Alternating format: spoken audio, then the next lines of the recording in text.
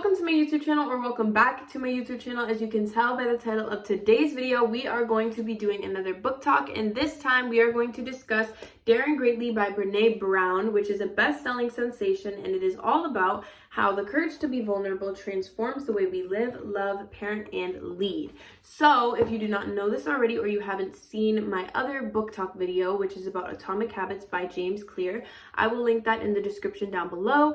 But basically the gist of these kinds of videos is I like to take notes on every book that I read, fiction or non-fiction, whatever genre book it is, I like to take notes. So today I will be sharing some notes that I took on the book Daring Greatly by Brené Brown. These are just some main takeaways from the book. And as I said in my previous book talk video, I'm not going to deep dive into every single topic that I talk about because Brené Brown does that for me in this book. So if you really want to get a full picture of everything that Brené Brown is trying to portray in this book, then definitely get it and read it for yourself. So we are just going to get straight into my notes that I have written down. I don't want to bore you guys with a super long intro.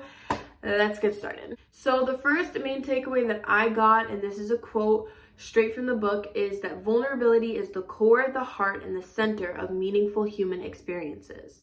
That one kind of speaks for itself. She'll deep dive into vulnerability throughout the entire book. So the next little takeaway that I have is engage in life from a place of worthiness. This is what wholehearted living is about. I'm gonna do a little deep dive into this takeaway just because worthiness is so important, and she really drove that home, how worthiness is our birthright. You guys, this is so important. This quote was immaculate to me. That quote was amazing. Worthiness is our birthright. Worthiness is my birthright. It's your birthright. Say it out loud with me right now. Worthiness is my birthright.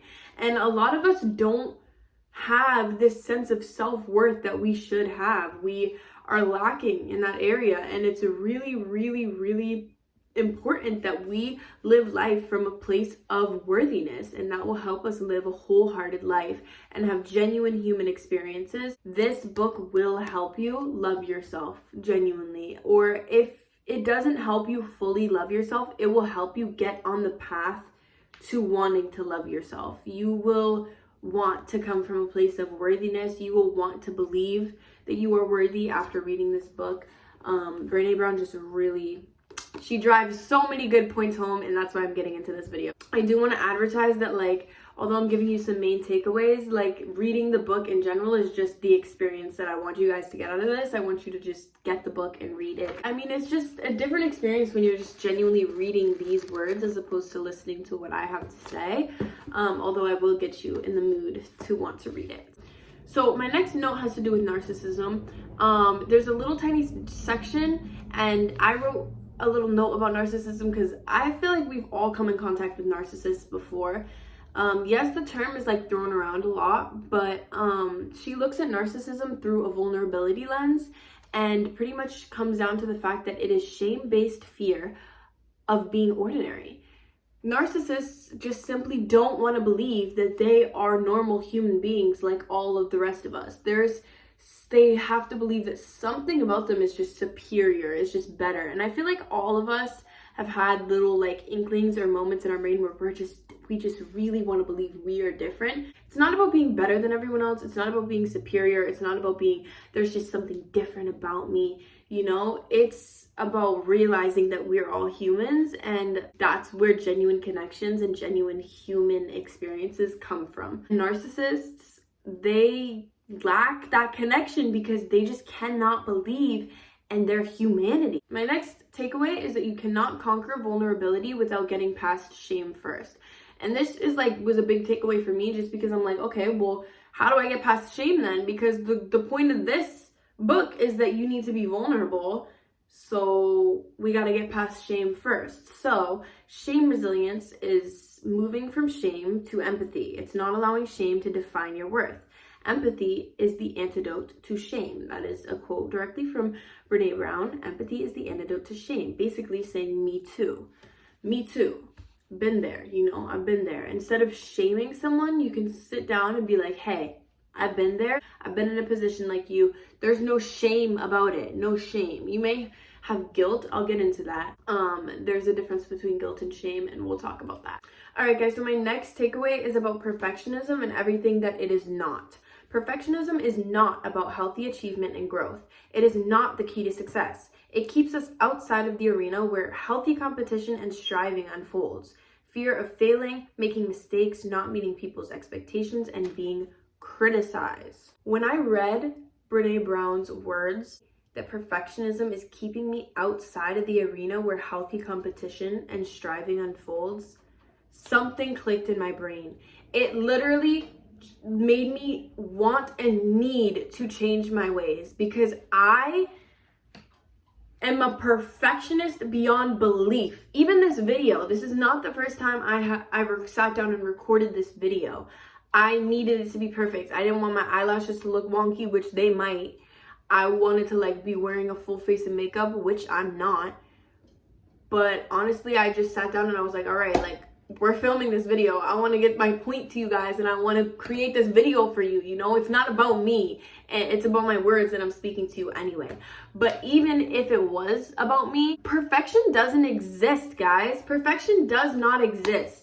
So perfectionism is so unhealthy for that exact reason, because what are we striving for? We're striving for something that doesn't exist, and that's not fair to ourselves. It's not fair to ourselves. It's so important that we take a little look at that and cut ourselves some slack and allowing ourselves to not be perfect. Because if you're anything like me and you have struggled with being a perfectionist and just perfectionism in general your whole life, just like I have, which is very easy to get into that mode and to want everything to be perfect, but it's impossible to achieve perfection. So it's really unfair to hold ourselves to those standards. We can be human and we can make mistakes, and that is what growth is about. You don't grow until you make mistakes, because you learn from your mistakes, right? You live and you learn. That was kind of a point that like Brené Brown made very well in this book, but it pops up everywhere. Even in Atomic Habits, the book that I have already made a video about,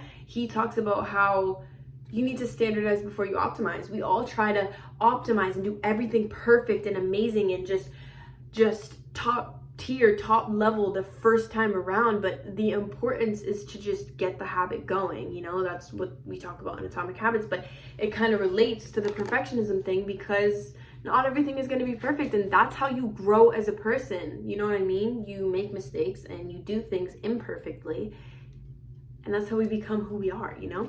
So anyway, sorry, that point was just a very important one in my opinion, but moving on. Now I'm gonna do a quote from page 169. When we stop caring what people think, we lose our capacity for connection. When we become defined by what people think, we lose our willingness to be vulnerable. If we dismiss all the criticism, we lose out on important feedback. But if we subject ourselves to the hatefulness, our spirits get crushed. It's a tightrope, and shame resilience is the balance bar.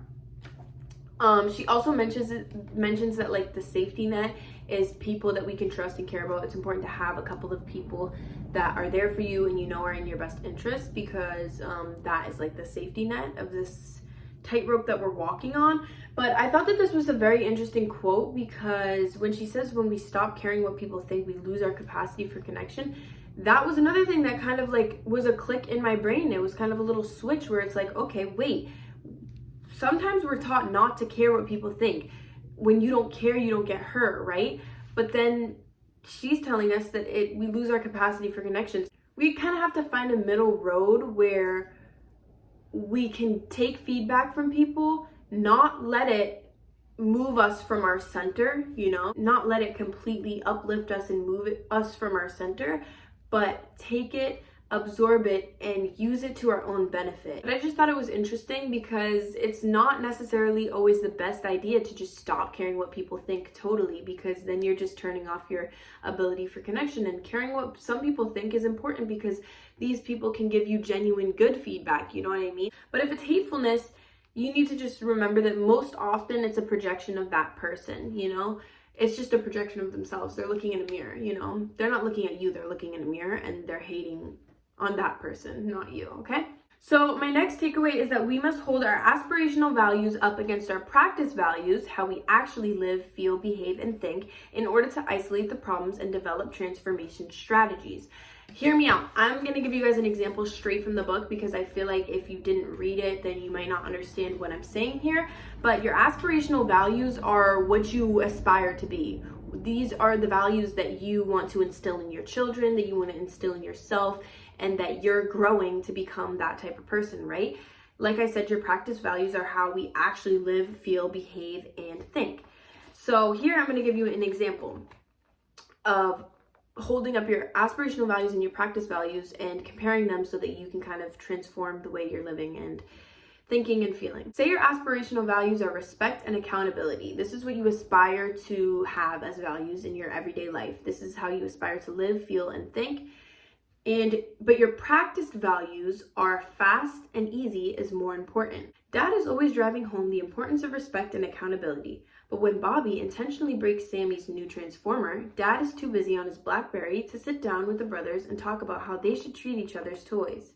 Instead of insisting that Bobby needs to apologize and make amends, he shrugs his shoulders, thinking boys will be boys, and tells them both to go to their rooms. So this father is aspiring to teach his children the values of respect and accountability and instill these values into himself. But when it comes down to an actual lesson where these values can be practiced and learned by his children, he's too busy on his phone, and fast and easy is more important to him. And so he's practicing the value that fast and easy is more important rather than instilling the value of respect and accountability. And when you compare these two values, the aspirational versus the practice, you're able to make the changes necessary to actually instill your aspirational values. If anything that I'm saying is confusing you, it's just even more of a reason that you should pick up this book and read it yourself, because then you will get some clarity.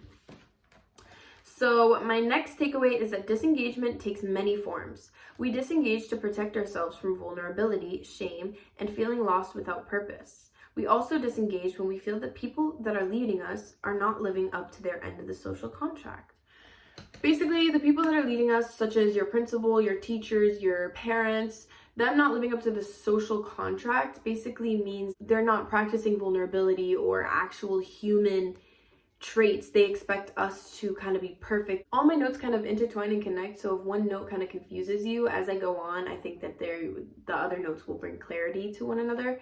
So my next note is to reignite creativity, innovation, and learning, leaders must rehumanize education and work. The main way to do so, and the main way to get feedback across in a way that it's actually going to impact this person and they're actually going to grow and change from this feedback, is by sitting on the same side of the table as them. Some of the most powerful words you can say are "me too," and when you get on the same level as this person, they're going to be way more inclined to take your feedback. But if you're sitting across from a big scary desk and you hand someone a paper that has a D- on it and you don't give them genuine feedback, like hey, this is what I would do if I was in your position, you just give them that D- and you circle all these red circles around their paper, they are not going to take any of the feedback. They're going to say, damn, I got a D- on this test. Like, hopefully I'll do better on the next one, or I guess I need to study more. They're not really going to know what to do with that. But if you sit down on the same side of the table with them and you give them genuine feedback from a human to human perspective, like, hey, if I was in your position, or when I was your age and I wrote a similar essay, this is what I did, or this is what I would do, and give them genuine feedback, you are way more apt to make a difference and actually see growth and change in that person. And vice versa, when you're receiving feedback from someone from the same side of the table, you are way more likely to grow and learn from that feedback than if this person is just hammering you with all this information that is really hard for you to absorb. Armored feedback doesn't facilitate lasting and meaningful change. So my next note is kind of for parents. When you shame and label your children, for example, you are bad as opposed to you did something bad, it takes away their opportunity to grow and try on new behaviors. So another example is you're a liar as opposed to you lied and that's bad. You're a bad person as opposed to you made a mistake. Grow from it, As little of a tweak that it is to your words, it makes the biggest impact. If you are being told that you are a bad person because you made a mistake and you're a little child, you are going to believe that you are a bad person. But if you're told that you made a mistake, you did something bad, you will be able to look at that thing that you did bad and say, okay, I can't do that and I won't be a bad person. And moving forward, you'll grow to be an actual good person, you know what I mean? But if you're fed this lie that you are a bad person or you are a liar, you will genuinely believe that that is what you are and potentially become exactly that. Childhood experiences of shame change who we are, how we think about ourselves, and our sense of self-worth. Think about how you grew up. Did your parents speak to you in certain tones that impacted the way that you saw yourself or your self-worth? If so, maybe you can change this now, you know? Maybe you can look at yourself and be like, hey, I'm not a bad person. I'm not a liar. I am worthy, you know? Because worthiness is our birthright. The final note that I have is that it's really important for us to teach our children the difference between shame and guilt. So the difference is basically like the examples that I said. You are bad versus you did something bad.